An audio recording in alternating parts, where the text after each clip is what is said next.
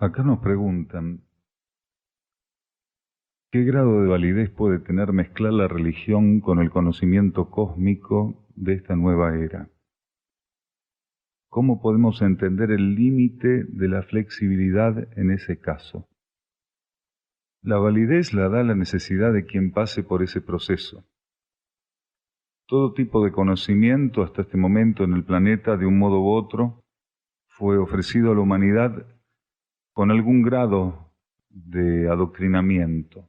Quiere decir, con algún grado de estructuras psíquicas que sirvieran para ofrecer a la humanidad, en este caso bajo formato de doctrina, lo que la humanidad estaba necesitando. Este planeta está en transición, nosotros estamos en transición, la humanidad toda está en transición. Entonces, todo lo que tiene que ver con el acercamiento del individuo a su esencia interna también está en transición.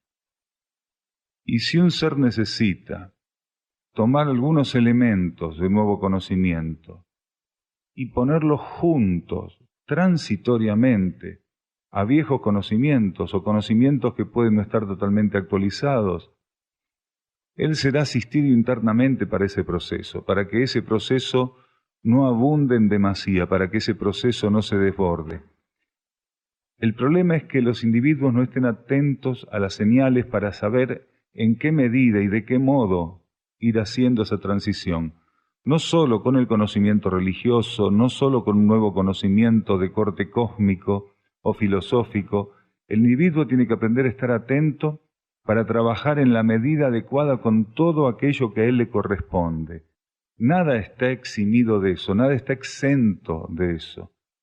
Entonces, cada quien está viviendo una transición, e incluso personas que creen que tienen trascendidos determinado tipo de trabajo con doctrinas, con religiones, no lo es tan así. Muchas veces las personas tienen cierto tipo de tendencias, funcionamientos, razonamientos, actitudes, aplicaciones, que están demostrando que más allá de que en su conciencia no estuviera presente cierto tipo de cuestión doctrinaria, cierto tipo de estructura en particular o de religión en particular, la persona sigue funcionando de ese modo. Las religiones no son un problema. Ningún tipo de filosofía es un problema. El problema es que el ser no esté sintonizado con aquello que él en cada momento necesita para su proceso evolutivo. Entonces, hoy en el planeta hay mucha mixtura, mucho sincretismo, mucha mezcla de doctrinas, religión, nuevo conocimiento, filosofías de todo tipo. Entonces el ser tiene que aprender a estar lo más lúcido posible, lo más atento posible, para ver qué elementos no sirven ya para él y cuáles son aquellos otros a los cuales realmente tiene que abrirse y con los cuales tiene que ensayar una sintonía más profunda. Entonces existen grupos donde esta mixtura está instalada, existen individuos donde esta mixtura está instalada, y en distintos grados, grupos o individuos van viviendo y van siendo acompañados internamente para concretar esa transición en el marco de la transición general y global.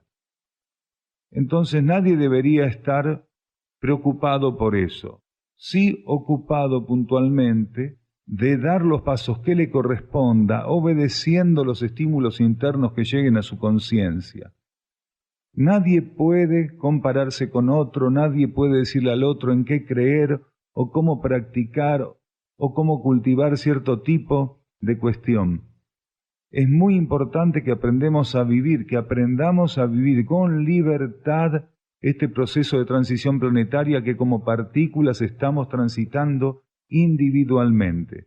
Sí atentos, sí viendo todo con el mayor desapego posible, con la mayor capacidad de renuncia posible. Entonces todo elemento que llega a nosotros, no importa cuánto tiempo estuviera ese elemento en términos de permanencia en nuestra vida, todo elemento que esté presente, que esté a nuestro alcance, va a estar el tiempo que necesitemos.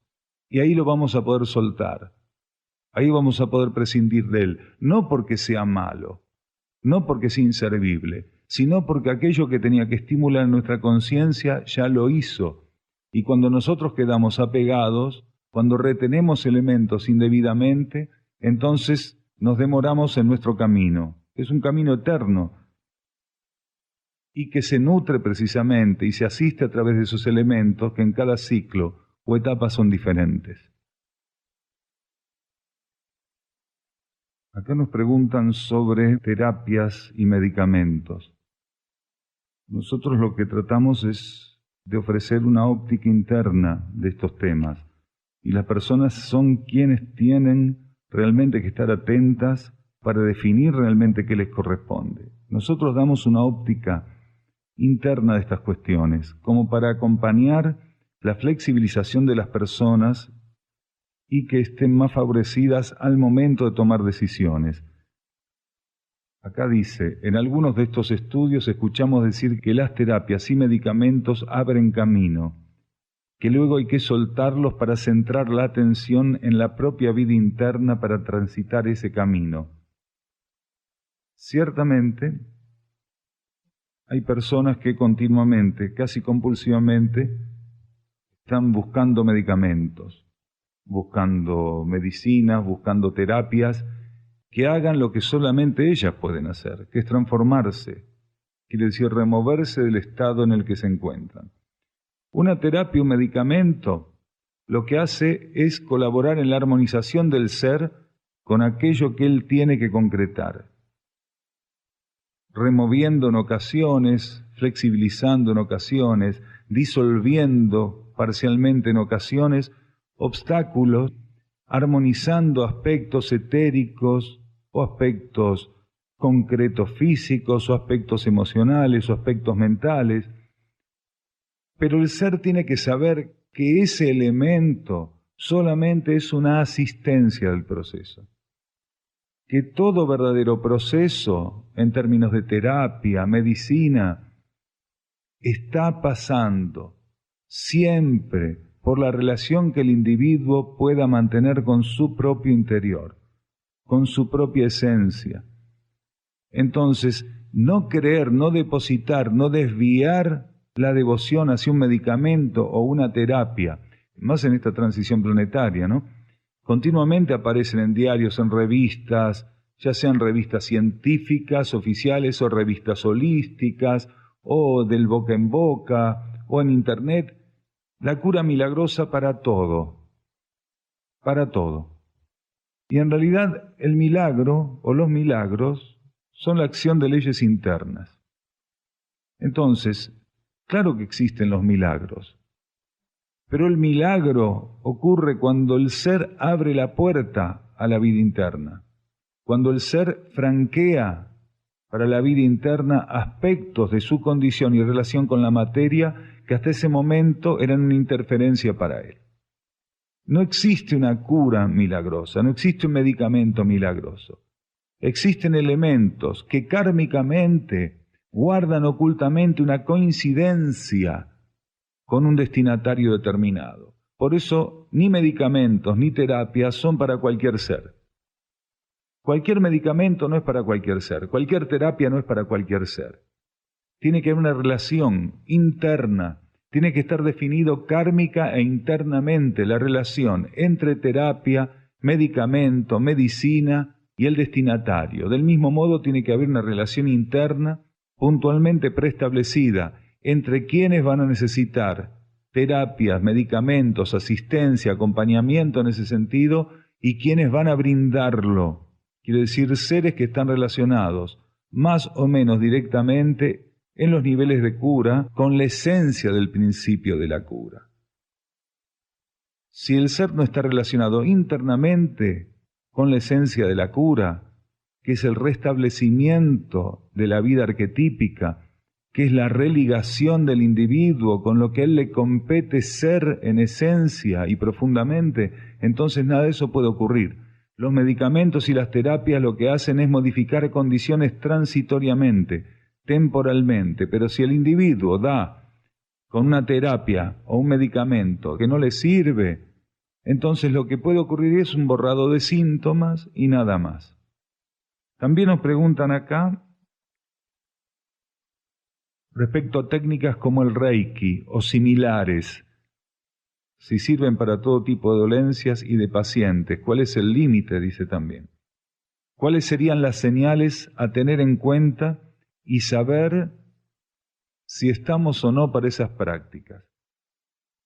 Cuando se trata de terapias o técnicas, donde principalmente la materia prima a tener en cuenta tanto por el terapeuta como el destinatario, quiere decir como el paciente, la materia prima es la energía, es donde más tenemos que cuidarnos. Porque no hay nada más valioso, no hay nada más poderoso, pero también no hay nada más perjudicial que entablar un vínculo erróneo con la energía. Cuando nosotros queremos manipular energía, cuando nosotros queremos que la energía cumpla con algún anhelo, con algún propósito, con algún deseo, que la energía siga los designios de nuestra mente, entonces nosotros pasamos a establecer un vínculo negativo con la energía. Porque lejos de desentrañar la voluntad de la energía y abrirnos a la voluntad de la energía, nosotros estamos intentando imponer nuestra voluntad hacia una corriente de vida, como es la energía, absolutamente inteligente. Porque si hay corriente de vida realmente absolutamente inteligente, es la energía. No hay ninguna otra corriente de vida más inteligente que la energía. Por eso la energía es la expresión más inteligente de vida que uno se pueda imaginar, con la cual uno puede interactuar. La energía es la expresión más inteligente de vida. Este tipo de terapias son terapias que quedaron estancadas y que se relacionaban con aprendizajes que la humanidad tenía que hacer respecto a la relación de la energía, al conocimiento de la energía, a la percepción de la energía.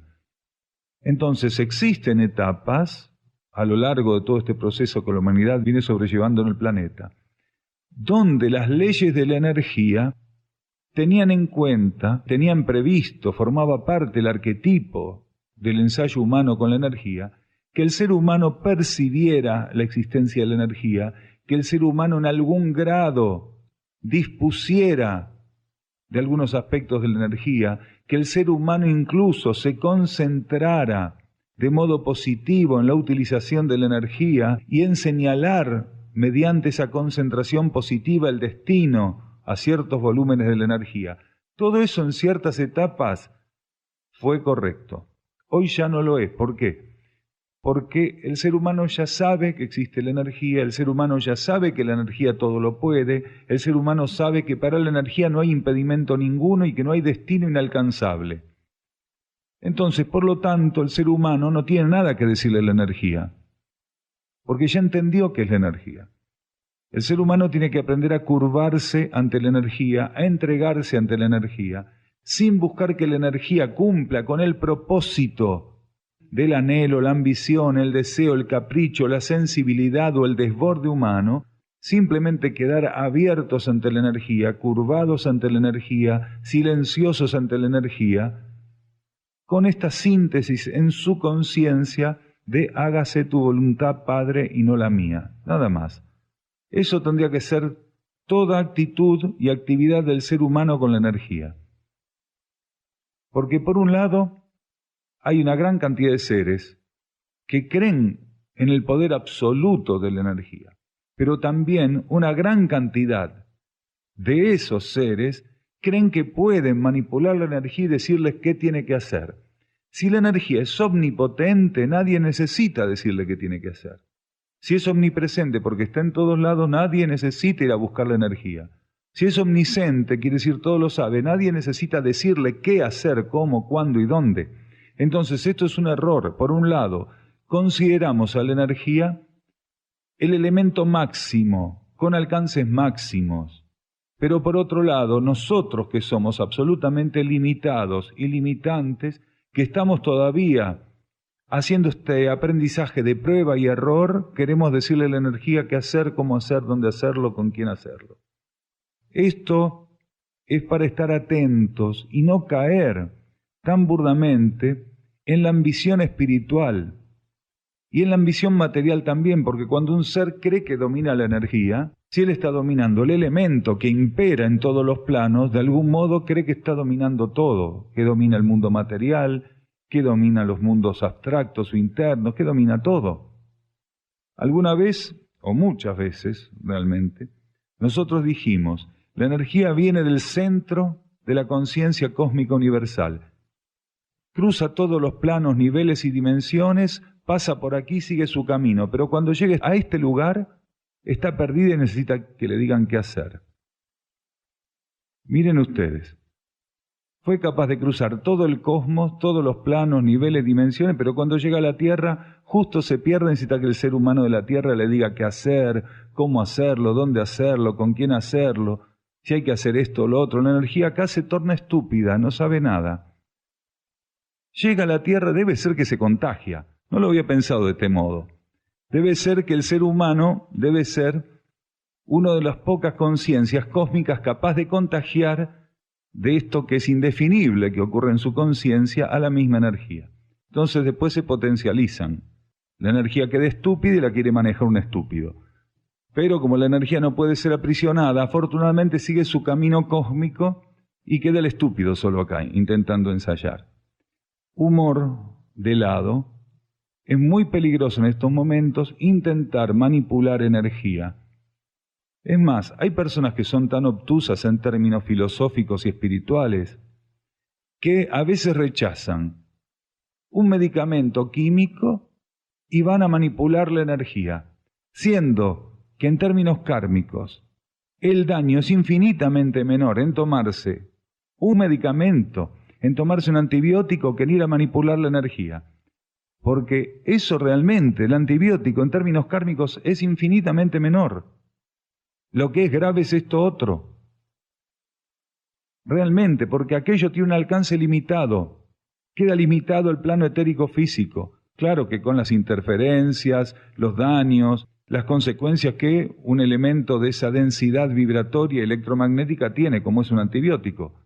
Pero no pasa de ahí, mientras que este intento de manipulación de la energía es sumamente grave. Esto excede el plano etérico físico. Esto impacta gravemente en toda la relación que el ser tiene en términos psicofísicos, quiere decir mentales, emocionales y concretos en este campo de vida. Por eso hay que estar muy atentos y decir paso. A medida que avance la transición planetaria, la vertiente va a separarse, se va a hacer como una doble vertiente. Van a estar aquellos que claramente hayan comprendido que no tienen que manipular energía y ante la energía en conciencia solo van a buscar silencio y verdadera reverencia, y están aquellos otros que se van a ir tornando, sin saberlos, cada vez magos potenciales más peligrosos, porque lo que creen manejar termina siendo otra cosa absolutamente contraria a la energía, que son las fuerzas psíquicas del planeta. La energía es una cosa, las fuerzas son otras. Las fuerzas forman parte de las leyes de la energía, pero una parte muy básica, muy elemental, muy densa del aprendizaje de la energía en determinados planos y niveles. Entonces, en ciertos planos, niveles y dimensiones se ensayan ciertas etapas evolutivas con la manipulación de fuerzas. Y es esto lo que está ocurriendo hoy. La energía en sí, en su índice adecuado de pureza, de efectividad, de estabilidad y de alcance, no es lo que está siendo manipulado. Lo que está siendo manipulado es el campo psíquico, las fuerzas que conforman el campo psíquico terrestre. Entonces los seres, cuando proyectan esa energía que ellos creen que es energía cósmica universal, lo que están haciendo es una proyección de su propio campo de fuerzas mixturado con el campo de fuerzas psíquico del planeta. Con lo cual, sin darse cuenta, establecen un vínculo, en algunos casos más o menos directo o más o menos indirecto, con entidades del campo astral y mental planetario. Realmente la interferencia, el encapsulamiento que esto genera, puede ir, según el caso y el momento, a manifestarse con distintos índices de gravedad, para ese individuo o para los grupos que lo practican. Cuando una persona concentra su energía para lograr algo, está errando, porque eso es magia. Cuando una persona quiere imponer las manos para curar, está errando. Cuando una persona quiere manipular, no importa cuál sea el rótulo de la práctica, filosofía o doctrina con la cual esté alineada, cada vez que la persona, por uso de su voluntad, está queriendo dirigir la energía, manipular la energía, orientar la energía o lograr un fin determinado a partir de esa manipulación u orientación, la persona está errando, porque lo que hace es alimentar un vínculo denso con la capa psíquica y está, de algún modo y sin saberlo, generando una interferencia, colocando un filtro con su propia energía interna, que al momento de que el individuo concentra su atención y busca concentrar la energía con un fin personal, porque él no está siendo estimulado por su conciencia interna. Todo lo que no es estímulo de la conciencia interna en el individuo es un fin personal. Aunque aparentemente sea positivo, es un fin personal. Entonces, ahí está el problema.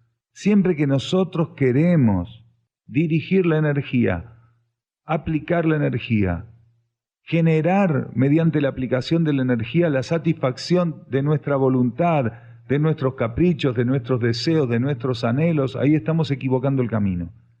Por eso el ser tiene que buscar profunda sintonía y alineación con su interior, para que su energía interna realmente se vierta y encuentre en él un camino hacia la atención del mundo material, hacia la atención del mundo tridimensional, sin que él busque particularmente que los efectos de la energía, la presencia de la energía y la acción de la energía tenga resultados predeterminados en términos egoicos, ¿se entiende? En estas charlas nosotros comentamos muchas veces que hubo etapas donde la conciencia única ofreció a la humanidad esto de pedir y se te dará. Pide y se te dará.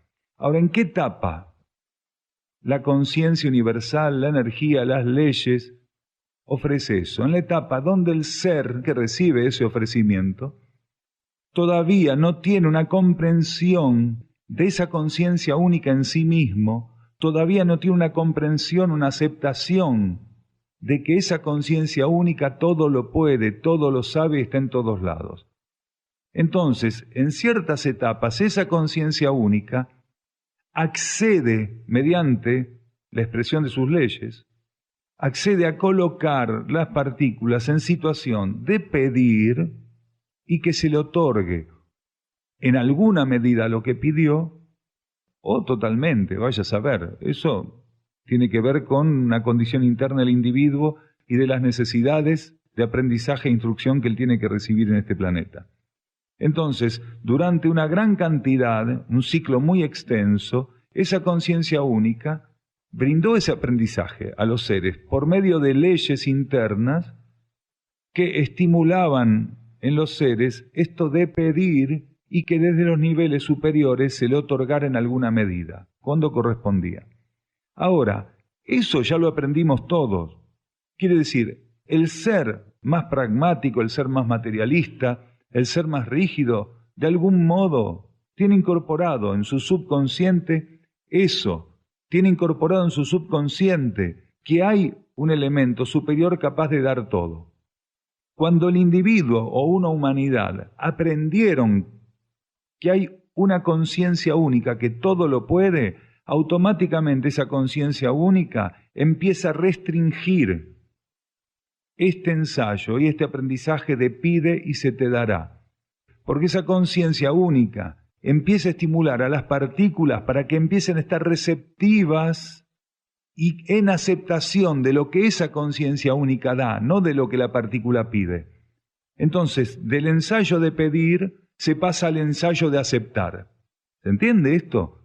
Cuando el ser está maduro evolutivamente, cuando empezó a transitar etapas de madurez evolutiva, espiritual, entonces tiene que aprender a aceptar profundamente lo que esa vida única le da. Ya no tiene que pedirle, tiene que aprender a aceptar.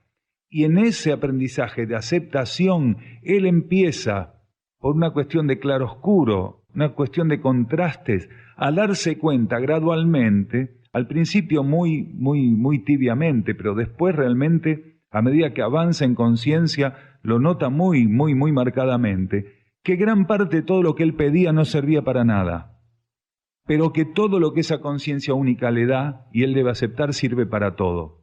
Entonces empieza a darse cuenta la diferencia de pedir sin saber profundamente de las necesidades a pasar a recibir lo que realmente necesita aunque no le guste. Porque esa conciencia única no equivoca nunca lo que entrega a nadie. Le da exactamente lo que ese ser necesita.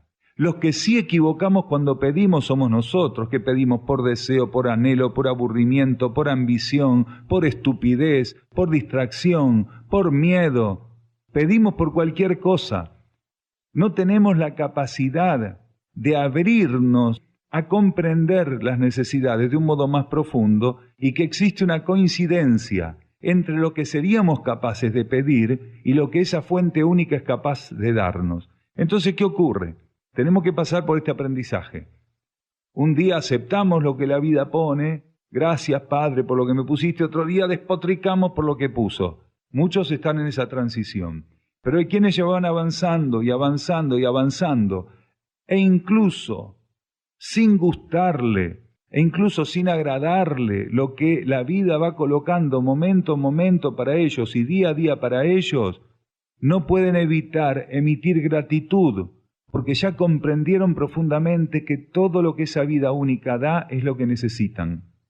Esto no significa resignación, esto no significa fatalismo, como ocurre en el pueblo hindú, donde la teoría, por decirlo de algún modo, la doctrina del karma fue ofrecida a la humanidad, de algún modo, pero existe una posición fatalista absolutamente equivocada y contradictoria con la doctrina del karma. En India las personas pasan a veces por miserias absolutas y entran en una desidia y entran en una inercia tremenda, dicen mal karma, este es mi karma en esta encarnación. Entonces van a estar toda esa encarnación mal, sin mover un pelo por estar bien, simplemente porque mal karma. Entonces ese fatalismo, esa resignación, no es lo que está pidiendo la existencia. Porque eso es dejar, comparado con lo que Buda dijo, es dejar la cuerda floja. Y la cuerda tiene que estar ni floja ni tensa para que no se corte. Tiene que estar en el medio. Entonces, ante lo que la vida coloque para nosotros, siempre encontrar la forma de tensar la cuerda para que esté en la tensión adecuada. Ni mucho para que se corte, ni poco y que no suene. ¿Se entiende? Todo lo que va llegando para nosotros siempre va a ser vivido en la tensión justa, siempre va a ser la medida justa, porque nosotros aprendemos a flexibilizar nuestra conciencia y comprender de qué se trata, estar ante lo que la vida coloca, sin exigencia ninguna para la vida, sino en donación hacia la vida, en gratitud hacia la vida, receptivos. Cuando un ser percibe internamente, confirma intuitivamente que dio con la terapia y con la medicación que para esa etapa y esa dolencia necesita, él tiene que hacer un trabajo, tiene que reforzar profundamente interiorización y sintonía y entrega profunda a la esencia que está presente en él, que es la misma esencia que está presente en la terapia y que está presente en la medicación, porque la esencia está presente en todo. No hay ningún elemento donde la esencia esté ausente, solo que la esencia está en distintos niveles de encapsulamiento, en un elemento que en otro. En un ser despierto internamente, la esencia no está encapsulada, la esencia se libera, la esencia continuamente irradia sus principios activos. En un ser que está cerrado internamente, la esencia vive encapsulada, un proceso de falta de liberación y circulación. En un medicamento que kármicamente corresponde al individuo, el ser tiene que entender que ahí está la esencia disponible para armonizar el proceso. La transformación que va a derivar en la cura depende del individuo. El medicamento lo que hace es asistirlo, forma parte de un protocolo nada más. Entonces el ser tiene que estar atento al momento de tomar un medicamento para permitir que exista una comunión de esencias. su propia esencia y la del medicamento, su propia esencia y la de la terapia en comunión, en síntesis. Y cuando ese proceso lo vive profundamente, automáticamente lo va a ver que hay un cierre, que a veces demanda semanas, a veces demanda años, e incluso puede demandar una encarnación entera. Hay seres que terminan viviendo el proceso de cura al momento de desencarnar. Quiere decir, hasta el momento mismo de desencarnar van viviendo todo el proceso de armonización, de purificación, de restablecimiento, que termina en el momento en que desencarnan y queda liberado para una futura encarnación. Por eso hay procesos de cura que aparentemente se frustran, pero que en realidad coinciden en su extensión con la extensión que el ser tiene aún por delante dentro de ese ciclo encarnatorio, de esa encarnación. Entonces, el ser desencarna en el momento mismo en que se promueve o se vive la cura. La cura no es una situación externa, es una situación interna. Lo importante de la cura es que se haya concretado internamente, quiere decir que la energía y la conciencia del individuo y las leyes hayan operado en términos internos para liberar de los átomos permanentes del individuo aquello que estaba asignado en el átomo permanente que fuera un átomo permanente mental, emocional o etérico-físico, como dolencia y como parte del aprendizaje o como parte del pago kármico del individuo. Nosotros lo que tenemos que aprender a hacer es tener la capacidad de saber cuándo el protocolo, cuándo la ceremonia en relación a una terapia y a un medicamento se agotó. No seguir tomando un medicamento por miedo, no seguir tomando un medicamento por inercia, o no tomarlo porque yo soy espiritual, como voy a tomar un antibiótico, yo soy espiritual, me tengo que curar con un yuyo. Y tal vez internamente y kármicamente ese individuo no está asignado para armonizar una dolencia con un conjunto de yuyos. Y otros sí, con la misma dolencia, otros sí, internamente está habilitado kármicamente para eso.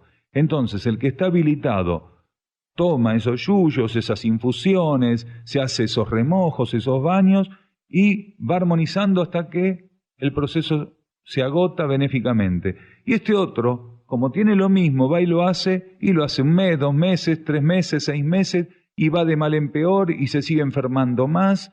¿Por qué? Porque no tuvo la comprensión de lo que era necesario para él.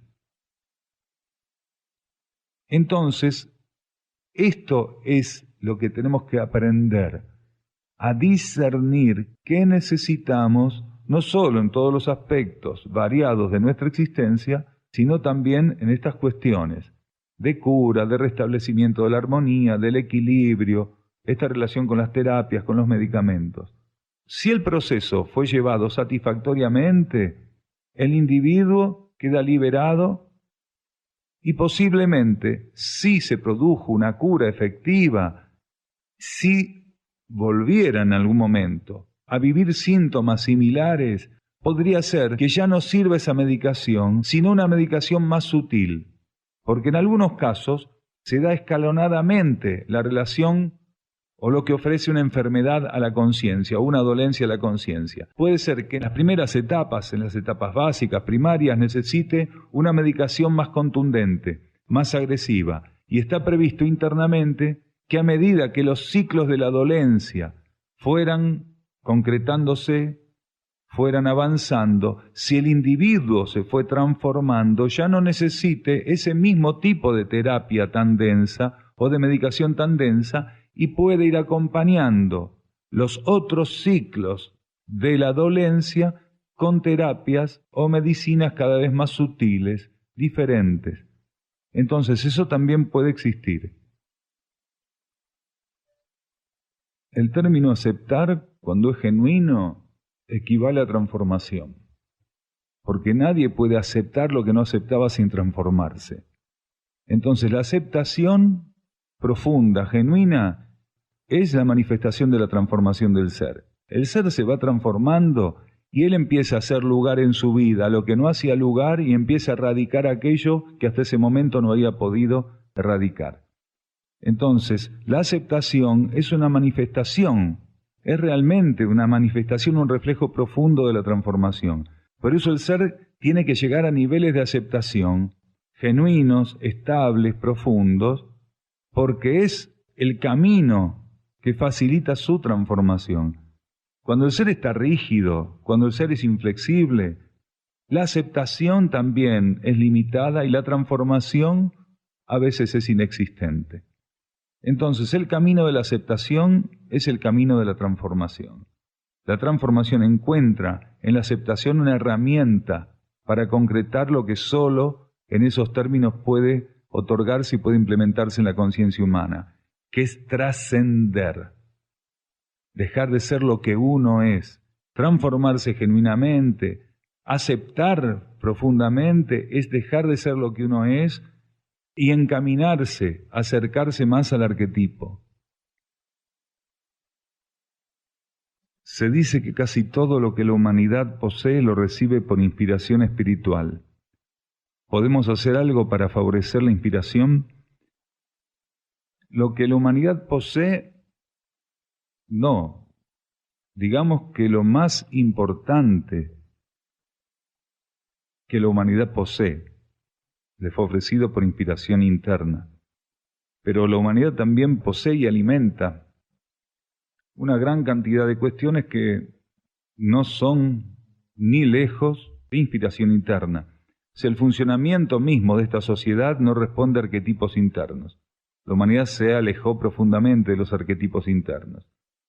El modo de relacionarse, la escala de valores, las prioridades, ¿sí?, la utilización de los elementos, la capacidad de la humanidad de poder instalar el equilibrio en cada una de las actividades y expresarlo, todo eso no es de inspiración interna. El 90% de la humanidad precisamente no abrió su conciencia a la inspiración interna y funciona de un modo totalmente contrario. Quiere decir, la humanidad en su conjunto podríamos decir que circula en sentido contrario a lo que internamente se le ofreció, se le ofrece y se le va a seguir ofreciendo a lo largo de esta transición.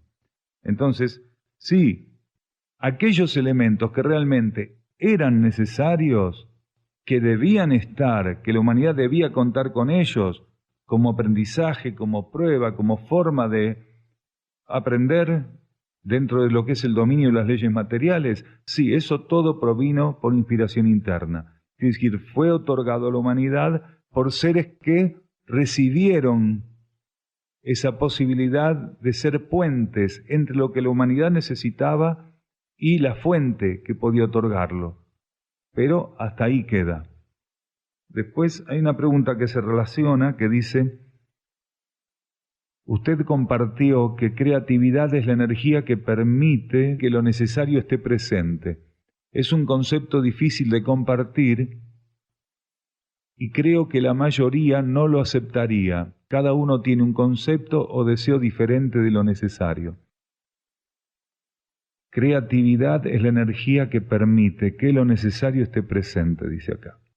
Y es eso, y ratificamos que es eso.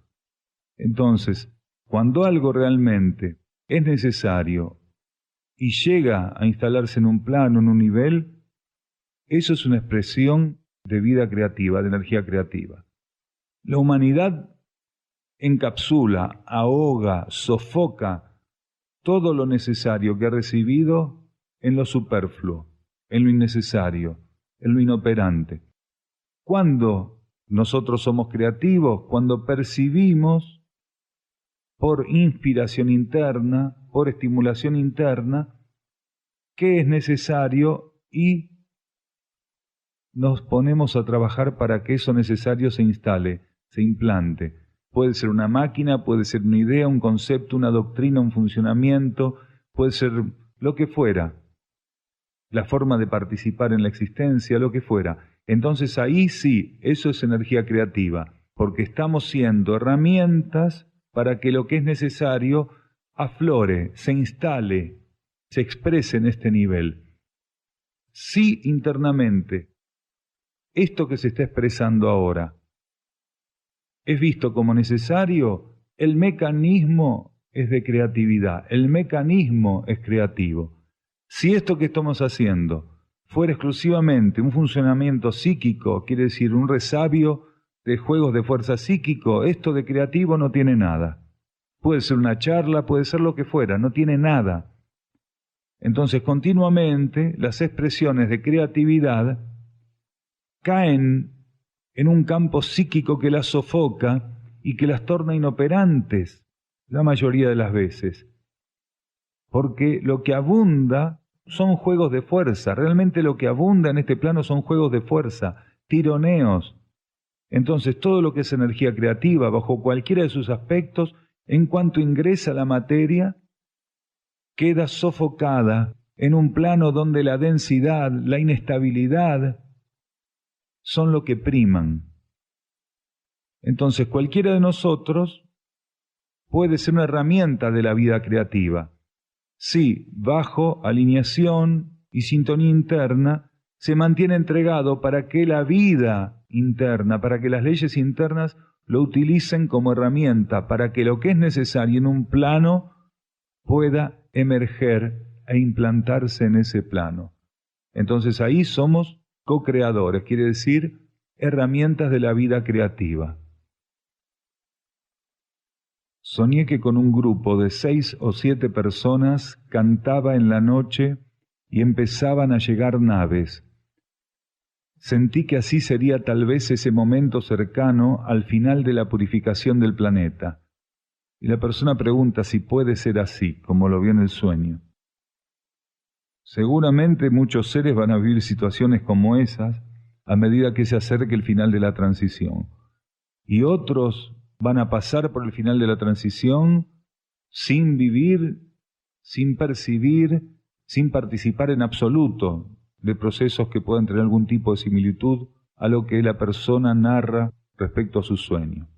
Está previsto que sobre el final de la transición planetaria, grupos e individuos tengan una cantidad de experiencias y que participen del cierre de la purificación planetaria, de la transición planetaria, de modos muy diversos. Y esto no quiere decir que aquellos que no estuvieran en contacto con naves o con cierto tipo de fenomenología o situaciones sean seres involutivos o sean seres que no merecen ese tipo de cuestiones, sino que van a participar del cierre de la transición de otro modo. Porque a medida que la transición se va agotando, que el cierre de la transición está cada vez más cercano, se nos va a ir demandando aquello que planificamos internamente hacer a favor de la transición, a favor del cierre de la transición.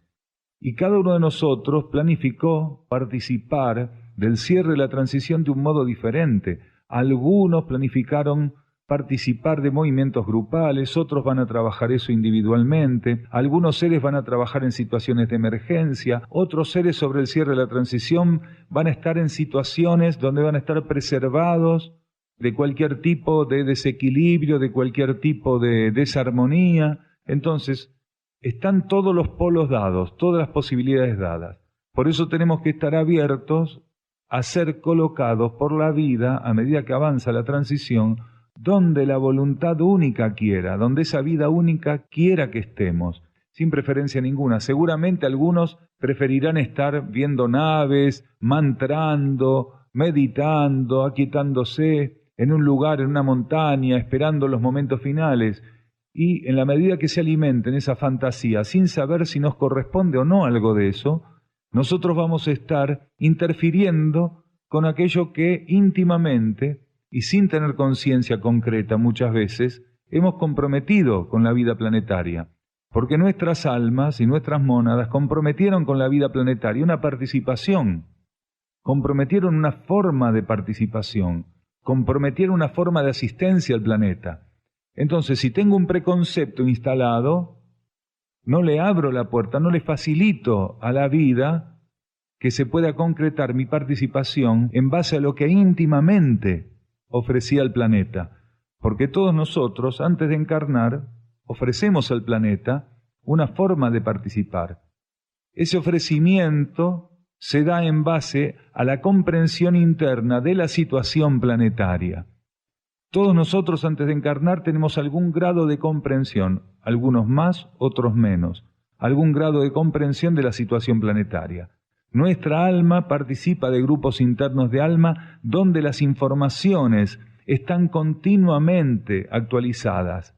La actualización es continua, espontánea y continua. Entonces, las almas que participan de esos grupos internos, al momento de encarnar, se ofrecen a asistir el plan evolutivo en base a las necesidades que en ese momento el planeta tiene y en base a necesidades que en ese momento no están aún habilitadas, no están para ser asistidas, pero que la conciencia general del planeta y la jerarquía revela a los grupos internos de almas. Entonces, un individuo se ofrece para asistir a una situación planetaria que en términos de energía cronológica y de energía temporal va a darse en los niveles externos de la vida, que dice aquí en la materia en 20, 30, 40, 50, 60 años, pero que en el momento en que esa planificación es asumida todavía no es una energía actuante, está latente. A tal punto el mecanismo es perfecto, a tal punto el mecanismo es profundo, es estable, que los seres encarnan con una cantidad de años de anticipación donde se prevé su formación, donde se prevé su instrucción, donde se prevén incluso su fluctuancia, sus errores, y transcurrido el ciclo preparatorio, las purificaciones, transcurrido ya las fluctuancias en algún grado, el ser pasa a asumir lo que 20, 30, 40 o 50 años atrás, en los niveles internos, antes de encarnar, había comprometido a hacer para el planeta. ¿Qué opinión tiene sobre el 21 del 12 del 12? ¿Qué cree que sucederá? Esto también lo hablamos mucho. Siempre hay gente que viene por primera vez y se va renovando esta posibilidad de compartir. Hay un cierre de ciclo, pero que no es más importante que otros cierres de ciclo que se han venido dando hasta ahora. En realidad, el cierre de ciclo más importante que se ha dado en los últimos miles de años en este planeta fue en 1988, el 8 de agosto de 1988. Para la mayoría pasó desapercibido. ¿Por qué? Porque estaban muy polarizados, muy concentrados, atendiendo la materia. Pero si hubo un ciclo importante en los últimos miles de años, fue lo que ocurrió el 8 de agosto de 1988. El cierre del ciclo de polaridad masculina y el comienzo de la expresión de la polaridad femenina de la energía planetaria. Esto fue lo más importante. Nada de lo que ocurra por muchísimo tiempo en este planeta va a ser más importante, con excepción de la operación rescate y la operación evacuación del planeta. Con la excepción del rescate planetario, nada se compara a esto. Y el rescate planetario puede ocurrir, y todo lo que tiene que ver con la planificación de la operación rescate tiene que ver precisamente con este cambio de polaridad, donde la posibilidad de que la conciencia y los elementos y la energía en los niveles externos pasen a responder con mayores garantías y más economía a sus núcleos internos, quiere decir a las leyes interiores. Entonces, el 21 del 12 del 2012, lo único que va a haber es un acomodamiento energético a través del cual y desde el cual la humanidad va a seguir teniendo la oportunidad de intentar concretar su participación en la vida planetaria e intentar ajustar todo aquello que en ella aún no fue lo suficientemente armonizado. Por eso todos los individuos que están tan pendientes del 21 del 12 del 2012, relájense, armonicen, alíñense, sintonicen y sepan que, a pesar de lo que se dice, al día siguiente van a estar con los mismos conflictos si no trabajaron sobre ellos, van a seguir estando desalineados si no trabajaron su alineación, van a seguir estando fluctuantes si no aprendieron a sostenerse de un modo adecuado, en sintonía. Para aquel que no hizo hasta ahora lo que tenía que hacer, va a pasar esa fecha y va a seguir igual, con los mismos débitos para su conciencia interna y para la vida planetaria. Y aquel que hoy estuvo trabajando profundamente en sí mismo, que viene de hacer un trabajo profundo, a medida que se vaya acercando ese momento, esa fecha, ese día, esa hora, va a percibir, va a recibir internamente estímulos para que en él se instale la comprensión de que fue simplemente un ciclo más, una expresión más de la vida planetaria. Y nada más que eso. Lo más importante que la humanidad va a vivir no fue revelado hasta ahora, no se sabe cuándo va a ser la fecha, nadie tiene esa fecha, no hay que dejarse engañar. Nadie tiene fechas, nadie. El que dice que tiene fechas, horas, el que dice que hay que organizar tal cosa para esa fecha y esa hora, ¿es un mentiroso o está loco? ¿O es un ambicioso espiritual sin cura directamente?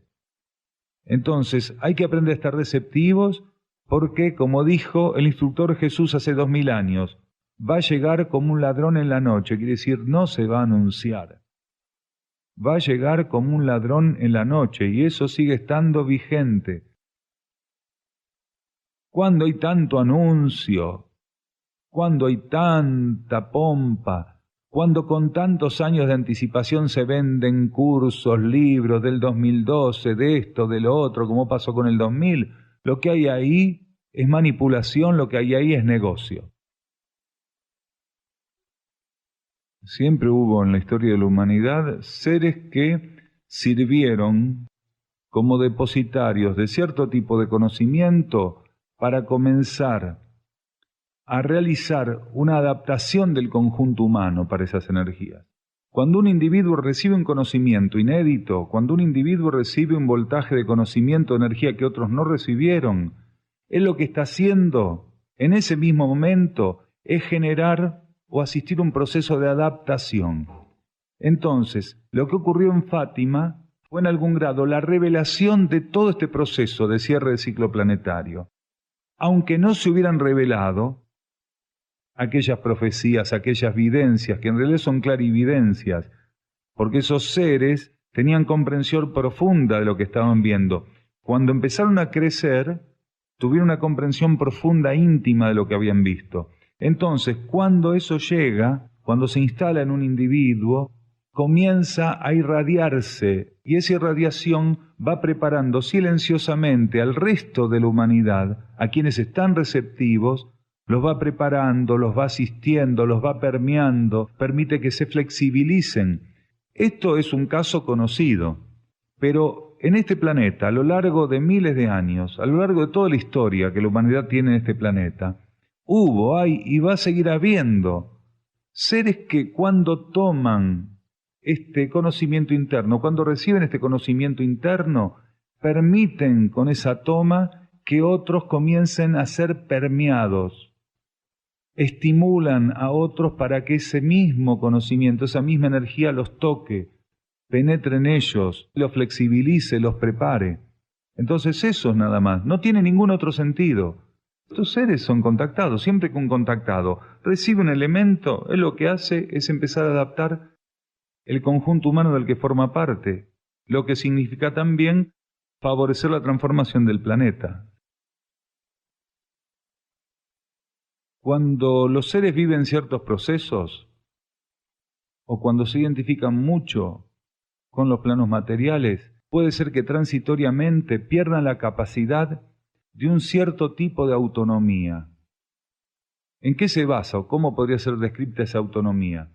En la capacidad que el ser, la propia capacidad del ser, de salir de un plano, de un campo de vida, de un campo de conciencia y desplazarse a otro.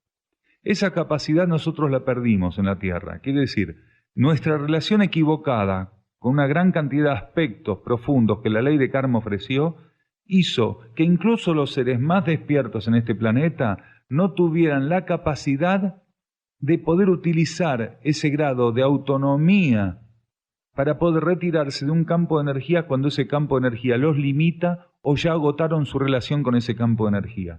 Ese campo de energía en este caso es el planeta todo. Entonces nosotros aquí estamos inhabilitados porque nos concentramos tanto en las fuerzas materiales. dispensamos tanta atención a las fuerzas materiales que incluso los seres que a ojos de la energía, de las jerarquías y de las leyes podrían ser considerados rescatables, quiere decir, seres que en algún grado aceptaron las leyes espirituales en el ciclo y momento que se le ofrecieron, esos seres también perdieron la capacidad de poder retirarse de este campo de energía terrestre antes de que los acontecimientos destinados a la purificación acontezcan. Por lo cual, la jerarquía, para compensar esa discapacidad, necesita ejecutar una operación de rescate, quiere decir, de retiro de seres que por su respuesta kármica no necesitan pasar por situaciones caóticas o de purificación que el conjunto de la humanidad sí va a necesitar pasar.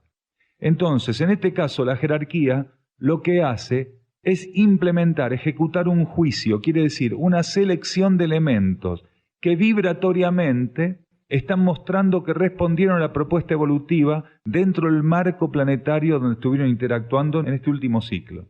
Juicio no en el sentido de juzgamiento, sino de selección. Entonces, la jerarquía lo que hace es, cuando un individuo se transforma, muda su patrón vibratorio. La jerarquía no se fija el DNI, la cara, el sexo, la altura, el color, la religión. La jerarquía lo que hace es determinar qué elemento tiene un patrón vibratorio determinado. Ese elemento es retirado del contexto y agrupado monádicamente, quiere decir, las mónadas que guardan algún tipo de empatía vibratoria y las mónadas que guardan una empatía en términos de destino cósmico al corto, al mediano y al largo plazo son clasificadas. Las mónadas son espíritus. Son clasificadas para después ser derivadas para ese destino, quiere decir, para aquello que tienen que experimentar. El rescate lo que hace es simplemente eso, y deja en las condiciones planetarias gestadas vía kármica aquellos que tengan que recibir como experiencia, participar de esta distorsión que han aplicado al planeta, porque esta humanidad en su conjunto imprimió a este planeta una situación de desequilibrio, una situación de colapso, de caos, de destrucción, de malestar general. Entonces, el grueso de la humanidad, aproximadamente un 90%, va a permanecer dentro de ese marco purificatorio. Van a desencarnar en las condiciones que kármicamente atrajeron por su comportamiento.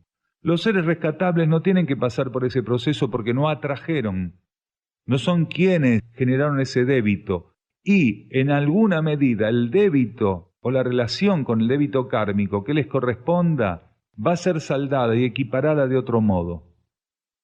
Entonces, en el rescate, a través de un movimiento de evacuación, lo que se hace es separar patrones de energía.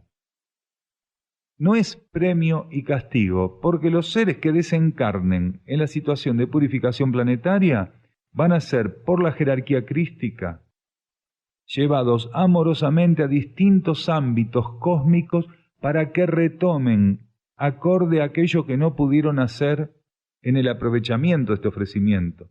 Todos los seres que no son rescatables, quiere decir que no van a ser retirados antes de la purificación, todos van a ser llevados a un destino cósmico, amorosamente llevados, amorosamente tratados, no van al infierno, no van al purgatorio.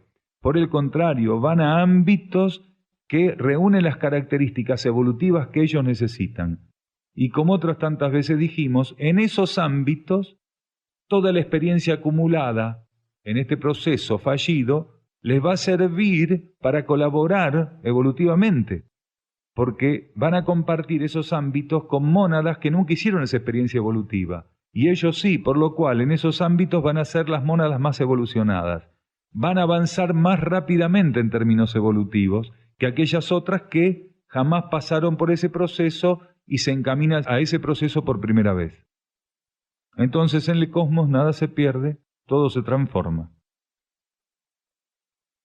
La mayor parte de los seres van a ser llevados en cuerpos sutiles o monádicamente. Con cuerpo físico es mínima la cantidad, porque para todos nosotros la complicidad con el mundo material fue muy grande. Entonces, la mayoría de los seres rescatables, incluso siendo rescatables, en términos de conciencia, vibratoriamente sus trajes son tan inestables que no podrían resistir una evacuación. Quiere decir, el cambio vibracional, el cambio electromagnético, el cambio energético sería tan rotundo que no podrían adaptar esos trajes. Entonces, incluso seres rescatables, al momento de rescate, van a dejar sus trajes y van a ser rescatados en conciencia, quiere decir anímicamente, monádicamente. Y los trajes van a quedar. En algunos casos, los trajes que estén en mejores condiciones vibratorias, en el momento de todo ese proceso de rescate y evacuación, que va a tener una duración, van a ser utilizados esos trajes por conciencias de alto nivel evolutivo para poder sumergirse en la materia y participar esas conciencias, en algunos casos, conciencias intraterrenas y en otros conciencias extraterrestres, para participar de un modo en particular, porque la jerarquía no solo va a participar en los niveles inmateriales, en los niveles internos, no va a participar solo desde los niveles y en los niveles inmateriales, internos y subjetivos, sino que una parte de la jerarquía va a ingresar a la materia o vía transmutación monádica o tomando trajes de seres que son retirados de ese modo. Las jerarquías son la fraternidad blanca del cosmos, claro, forman parte de la fraternidad cósmica. Se puede decir que simbólicamente los miembros de la jerarquía forman la fraternidad cósmica universal o la hermandad blanca. Si cumplen con los parámetros evolutivos, sí. Generalmente, en esas condiciones son los primeros en responder a la propuesta evolutiva, cuando son repetidores, como quien dice. Entonces, se supone que si en esos universos planetarios fuera necesario un rescate, posiblemente fueran los seres rescatables, porque, cuidado, que el tema de un rescate está relacionado a una limitación de una humanidad que hace el rescate necesario, como dijimos. Nuestra humanidad perdió la capacidad de retirarse de un campo de vida para otro campo de vida sin la asistencia de la jerarquía. Porque hay otras humanidades del cosmos que cuando algunas falanges que las componen necesitan salir de un planeta, de determinado sistema solar, simplemente se agrupan esas mónadas y se retiran, reconociendo hacia dónde ir. Quiere decir, se alinean dentro de un contexto jerárquico, pero no es necesario que las movilicen, sino que particularmente pueden hacerlo por comprensión, voluntad, aceptación y cumplimiento de las leyes. En muchos planetas, las mónadas, en cumplimiento de las leyes y haciendo utilización de lo que las leyes en esos planos y niveles les ofrecen, se retiran de un campo de vida sin necesidad de ser desplazadas, de ser llevadas. En cambio, en la Tierra fue tan grosera la identificación de los seres de este planeta con la materia, que incluso las mónadas, que en su propio nivel están liberadas, pues no están atadas a la materia, necesitan todo un tratamiento para desligarse de un campo de vida material donde están haciendo experiencias a través de vehículos, tener que ser preparadas y tener que ser asistidas en ese desplazamiento. Pero todo esto precisamente por la gran complicación de la humanidad respecto a la materia, la identificación y la complicidad de la humanidad con la materia. El espíritu está atado, entre comillas, a la materia mientras no terminó de hacer el aprendizaje de las leyes materiales, quiere decir, no ingresa a la materia, pero por ejemplo, no puede evitar estar en un planeta material concreto.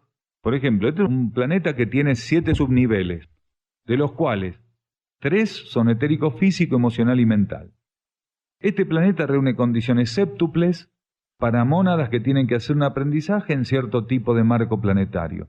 No puede la mónada estar ligada, relacionada a ningún otro planeta que no sea este, porque temporariamente solo la energía de este planeta sirve para la evolución de esa mónada. Entonces, ¿qué ocurre? En ese sentido, está ligada a la materia, en ese sentido todavía tiene que estar comprometida esa mónada con un planeta que se expresa también en niveles materiales. Cuando esa mónada termine de hacer todo el aprendizaje relativo a las leyes materiales, va a ser removida de este planeta y va a ser removida de otros planetas hasta que concrete su aprendizaje de las leyes materiales. Entonces ahí puede ser que esa mónada, que hasta ese momento evolutivamente necesitaba estar ligada a planetas que también tuvieran expresión material, pase a estar ligada a planetas que no tienen expresión en la materia concreta, ni en la materia emocional, ni en la materia mental.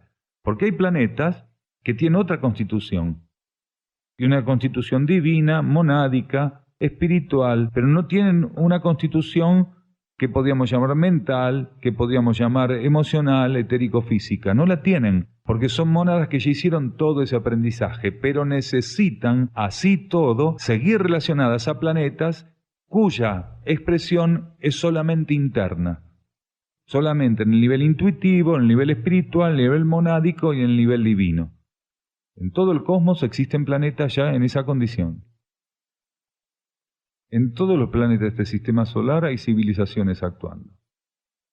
Lo que ocurre es que los seres humanos de este planeta, a través de sus científicos, miran las evidencias y no son capaces de penetrar la esencia de la realidad.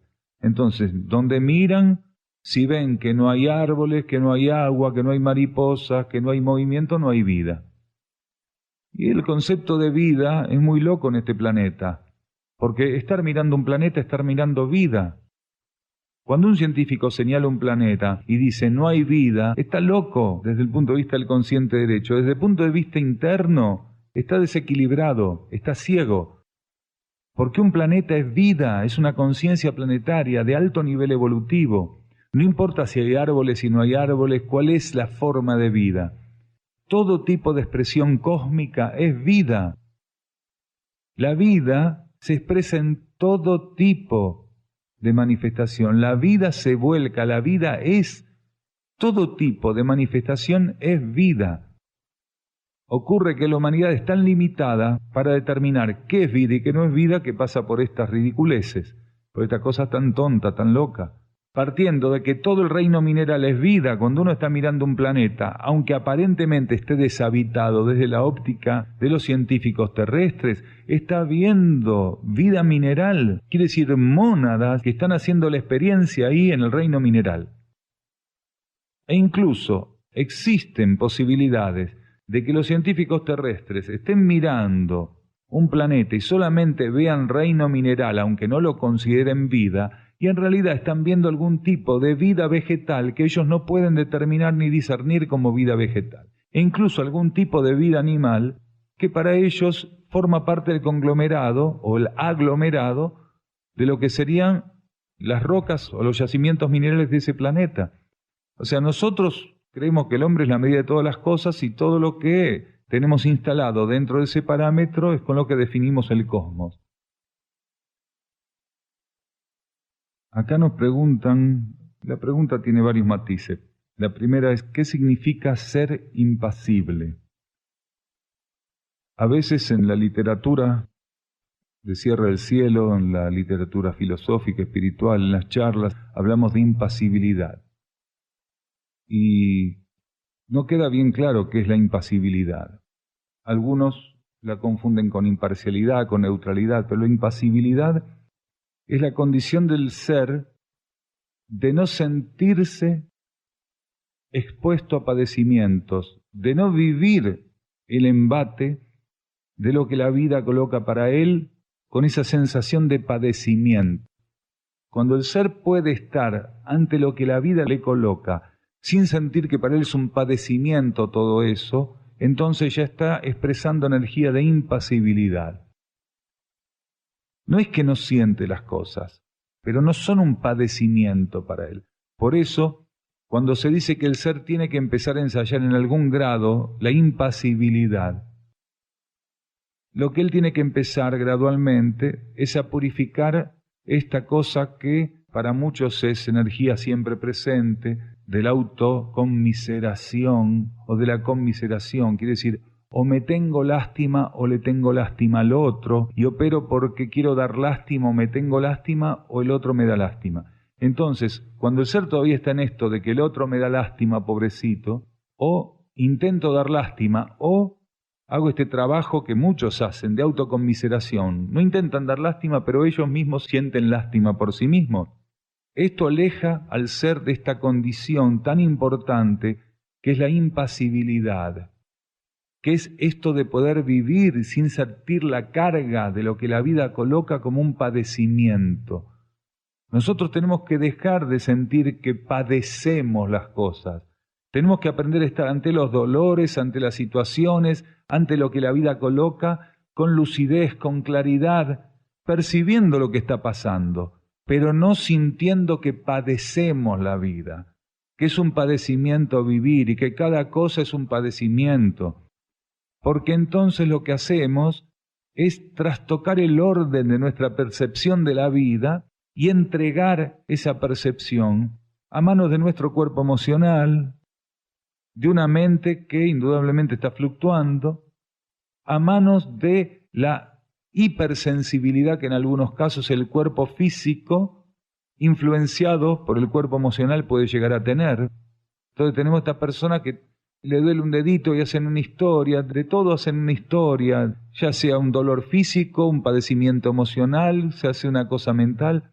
Ser impasible, llegar a la impasibilidad, es estar ante el registro de la realidad sin sentir la realidad como un padecimiento, sin fraccionar la realidad clasificándola en distintos padecimientos. Y esto es muy importante, porque la impasibilidad junto con la neutralidad, que es ir adhiriendo la óptica interior, quiere decir la óptica que tiene el alma respecto a la realidad y a sus componentes, es lo que nos da equilibrio. Cuando nosotros vamos ganando óptica interna respecto a lo que ocurre en estos planos, empezamos a ser neutros, que no es ser indiferentes, no es ser frío. Neutro significa que encontré una forma de ver lo que estaba ocurriendo, de participar de lo que la vida pone, que es empática a mi propia alma, que me es ofrecida por mi propia alma, que es estimulada por mi propia alma. Mi alma me estimula a que pueda ver la vida y lo que la compone de un modo diferente. Si yo puedo percibir eso, si puedo adherir a esa óptica de mi alma respecto a la realidad, entonces me voy tornando neutro, impersonal, quiere decir mi óptica deja de ser personal. Entonces la impasibilidad es una herramienta valiosa, porque muchas veces decimos que buscamos la neutralidad, la imparcialidad, pero no dejamos de manifestar abiertamente que para nosotros la vida es un gran padecimiento. Entonces nos vamos otra vez al ejemplo que damos de gran parte de los ciudadanos o de la cultura hindú, donde el fatalismo está presente. Donde hay fatalismo, no hay impasibilidad. Porque el ser siente continuamente todo lo que la vida le coloca como un padecimiento, es una carga para él. Y eso no sirve para nada. Entonces, para que nosotros podamos estar más lúcidos y que la participación de la realidad sea totalmente diferente al grueso de las personas que confirman estos funcionamientos tan irregulares e inestables, es necesario atención, es necesario autoobservación, y estar abiertos a comenzar a manifestar nuestra transformación también a partir de nuestros funcionamientos y de nuestra comprensión profunda de qué modo tenemos que empezar a estabilizar el impacto que nuestra conciencia psíquica, si no estamos atentos, nos ofrece en relación a lo que la vida coloca. Muchas gracias.